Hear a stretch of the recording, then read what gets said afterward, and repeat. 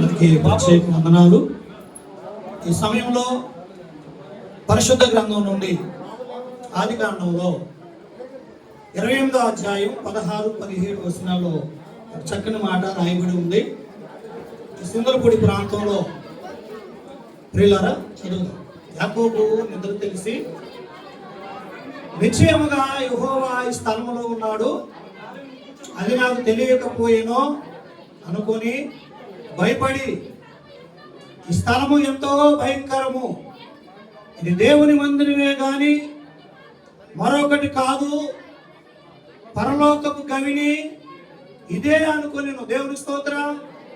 ప్రియులారా, మరి సుందరపూడి ప్రాంతంలో ఉన్న అనేక మంది రక్షణ పొందడానికి దేవుడు పరలోకపు గవిని డేవిడ్ గారి ద్వారా ఈ ప్రాంతంలో దేవుడు కట్టించాడు. చెప్పకూడదాం గట్టిగా, చెప్పకూడదాం గట్టిగా. పరలోకపు గవినిది.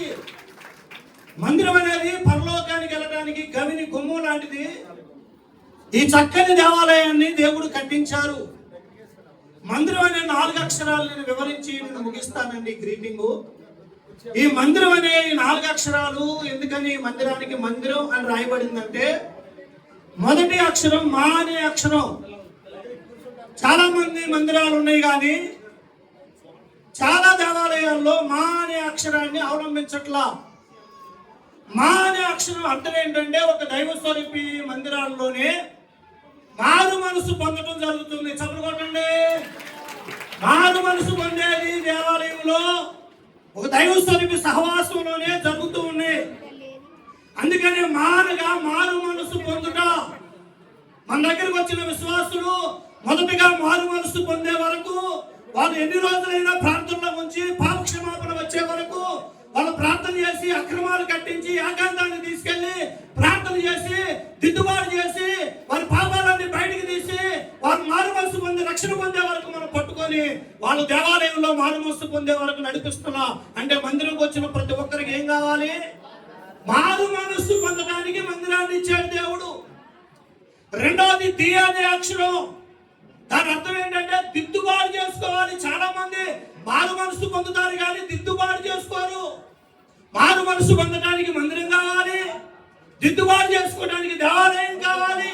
దిద్దుబాటు చాలా విలువైంది. మారు మనసు పొంది చాలా మంది దిద్దుబాటు లేకుండా ఉంటారు. విశ్వాసులు కానీ పెద్దలు కానీ దేవుని సేవకులు కూడా దిద్దుబాటు లేకుండా ఉంటే నీ జీవితంలో ఆశీర్వాదం లేదు. మందిరాన్ని దేవుడు ఎందుకు ఇచ్చాడంటే, మారు మనసు పొందిన తర్వాత నీవు దిద్దుబాటు చేసుకుని ఆయన బిడ్డగా ఉండడానికి ది అనే అక్షరాన్ని దేవుడు ఏర్పాటు చేశాడు. 3వ అక్షరం పేరంటే రా అనే అక్షరము. రానగా రక్షణ మార్గం. ఆనాడు పౌలు సేవ ప్రార్థన చేస్తే 5,000 మంది ఖైదీల సంఖ్యలు తెగిపోయిన, విడిపోయిన, భూకంపం కలిగింది. నీ ప్రార్థన చేస్తే నీ కుటుంబం, నీ భర్త, నీ పిల్లలు, నీ ఊరు వారు, నీ వీధి వారు, నీ ప్రాంత వారు, ప్రజలు, షడ్రకు మెషకు ముగ్గురు ప్రార్థన చేస్తే రాజు సైతమే కాదు ఆ ప్రాంతం అంతా మారిపోయింది. సభలు కొడదామా? అది రక్షణ మార్గం అంటే అది. అందుకనే 3వది రక్షణ మార్గాన్ని దేవుడు ఏర్పాటు చేయడానికి ఈ మందిరాన్ని ఏర్పాటు చేశాడు. ఆఖరిగా 4వది మూలగా ముక్తి మార్గం. పరలోకానికి వెళ్ళాలంటే ఈ మందిరానికి రావాల్సిందే. సభలు కొడదామా?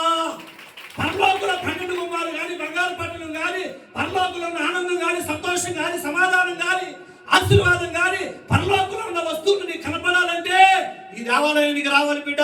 అందుకని సుందరపూడి ప్రాంతంలో ఉన్న ప్రజలందరికీ డేవిడ్ గారి ద్వారా ఈ చక్కని మందిరాన్ని కింద నుండి పై వరకు, కింద దిద్దుబాటు ప్రాంతంలో ఉండడానికి, పైన చక్కని ఆరాధన జరగడానికి చక్కని దేవాలయాన్ని దేవుడు ఇచ్చాడు. ఈ మందిరంలో అనేకమైన వేల ఆత్మలు వచ్చి రక్షణ పొందును గాక, ఆశీర్వాదం వచ్చును గాక, దీవులు కలుగును గాక. గట్టిగా చదువు వల్లవా? దేవుడి మాటలు దీవించును గాక. చక్కని